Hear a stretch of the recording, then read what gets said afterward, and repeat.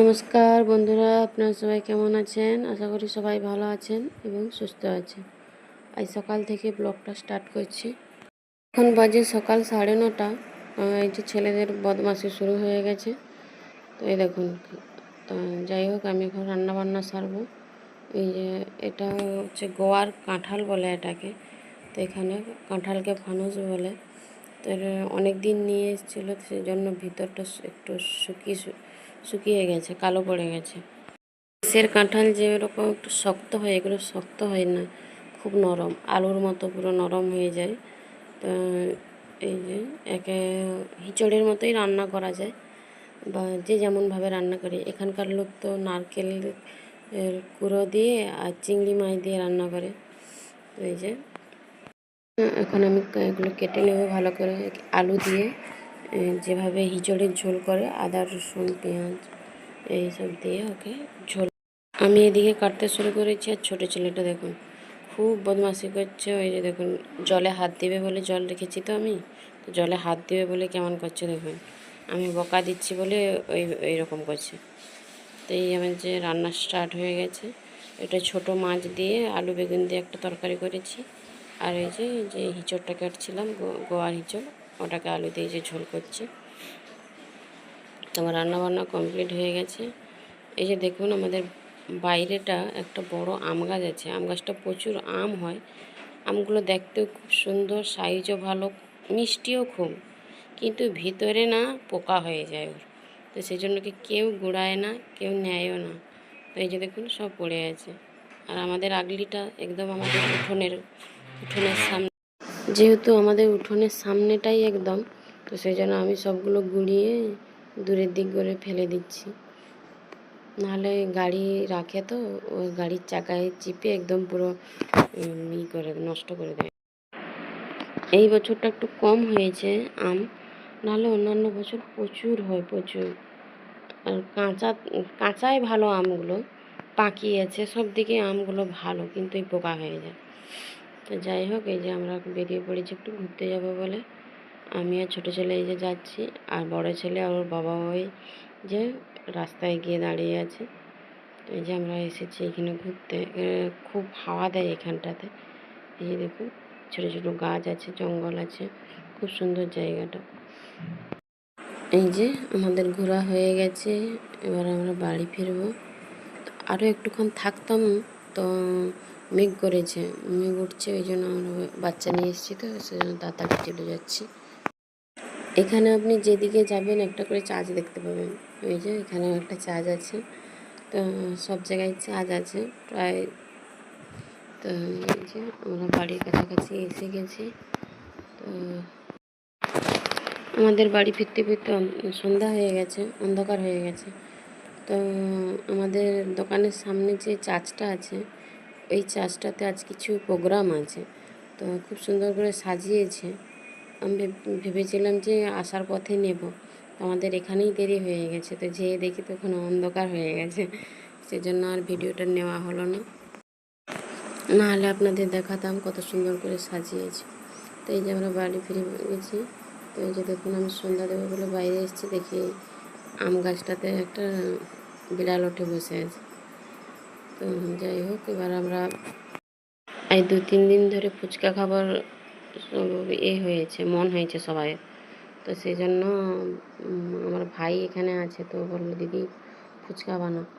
তো এই যে সেই জন্য আমি আজকে এই যে ফুচকা বানানোর সব তোড়জোড় করছি। এই যে আলুটাকে কেটে প্রেসার কুকারে দিয়ে সিদ্ধ করে নেব, যাতে একটু তাড়াতাড়ি হয়ে যায়, সেজন্য একটু ছোটো ছোটো করে কেটে নিচ্ছি। ফুচকার প্রতি আগ্রহ আমার ভাইয়ের আর আমার ছেলের, বড় ছেলের খুব আগ্রহ ফুচকার প্রতি। আমাদেরও আছে, কিন্তু ওদের থেকে একটু কম, তো ওরা একটু বেশি। কথা বলতে বলতে আমার আলুগুলো কাটা হয়ে গেছে। এবার ধুয়ে কুকারে দিয়ে দেবো। একটু বেশি করেই নিয়েছি আলু। ওরা আলু চোখাটা একটু খেতে বেশি পছন্দ করে, সেই জন্য একটু বেশি করেই আলু নিয়েছি। আগে প্রচণ্ড ফুচকা খেতাম, কিছুই হতো না। এখন যদি 2-1টা খেয়ে নেই টক জল দিয়ে ফুচকা, দাঁত এমন ছিঁড়ছিঁড় করবে, আর খেতেই পারি না। এই যে ফুচকা ভেজে নিচ্ছে, এগুলো রেডিমেড দোকানের কিনা ফুচকা। তো এখানে ফুচকার প্রচুর দাম।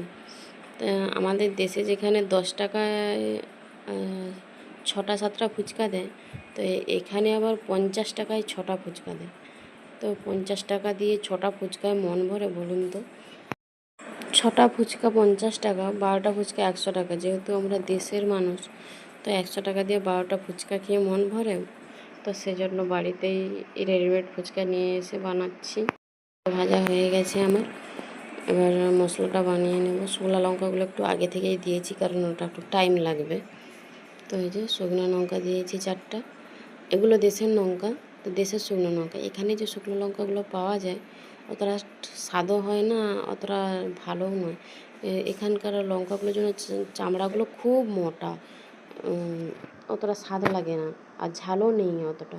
তো সেই জন্য আমরা যখনই দেশ থেকে নিয়ে আসি, এই যে শুকনো লঙ্কা, ধনে, জিরে আর মৌরি ভেজে নিয়েছি।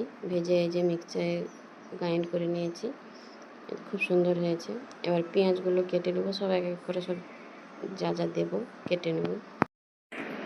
ফুচকার আলু চোখায় যত বেশি ঝাল দেওয়া যাবে, যত বেশি পেঁয়াজ আর কাঁচা ছোলা দেওয়া যায়, ততই জমে উঠবে আলু চোখাটা। এই যে আমি পেঁয়াজ নিয়েছি, একটা খুব বড় পেঁয়াজ।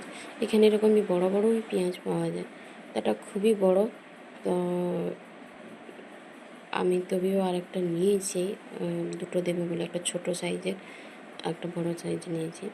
তো এখানে বেশিরভাগটাই বড় বড় পেঁয়াজ পাওয়া যায়, ছোট খুব কমই পাওয়া যায়। তবু ছোটোখাটো বেছে নিয়ে আসি ছোট। পেঁয়াজ কাটা হয়ে গেছে, এবার ধনে পাতাটা কেটে নেবো, তারপরে কাঁচা লঙ্কা কাটবো।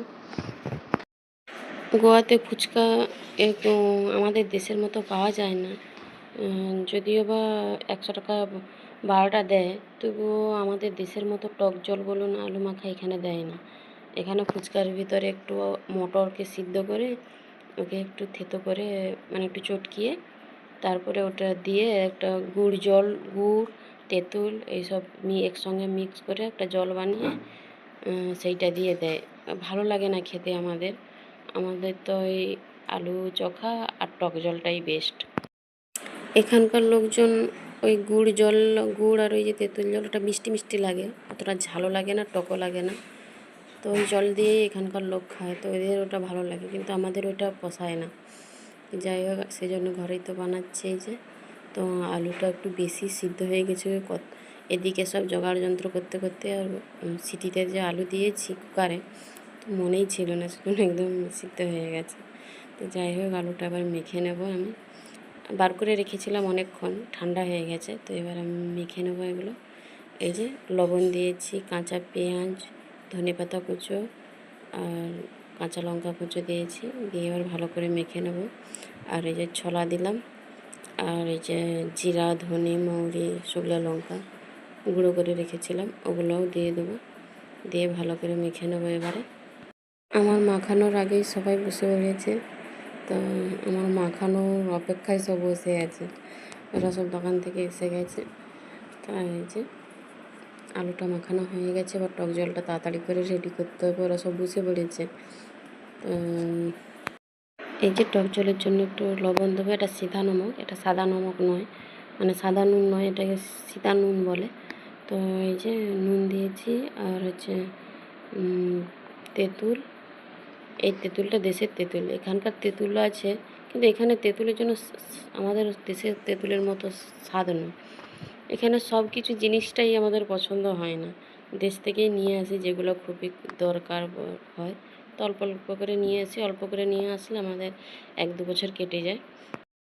এই যে তেঁতুল তো গুলিয়ে নিয়েছি, জিরা, ধনে, শুকনো লঙ্কা এইসব যে গুঁড়ি করে রেখেছিলাম ওটাও মিশিয়েছি। তো ধনেপাতা রাখতে ভুলে গেছিলাম, তো দেওয়া হয়নি আর। তো ওরা খাওয়া শুরু করে দিয়েছে। জিরে, ধনে, লঙ্কা গুঁড়ো যে করে রেখেছিলাম ওটাও মিশিয়ে দিয়েছি টক জলে। তো ওরা বলছে দারুণ হয়েছে। তো ওরা খেতে থাকুক, ভিডিওটা আমি এখানেই শেষ করছি। আপনারা সবাই ভালো থাকবেন, সুস্থ থাকবেন, সাবধানে থাকবেন। শুভরাত্রি। আর আপনাদের যাদের যাদের খেতে মন চাইছে, আপনারা সবাই চলে আসুন গোয়াতে, আমি নিশ্চয়ই বানিয়ে খাওয়াবো।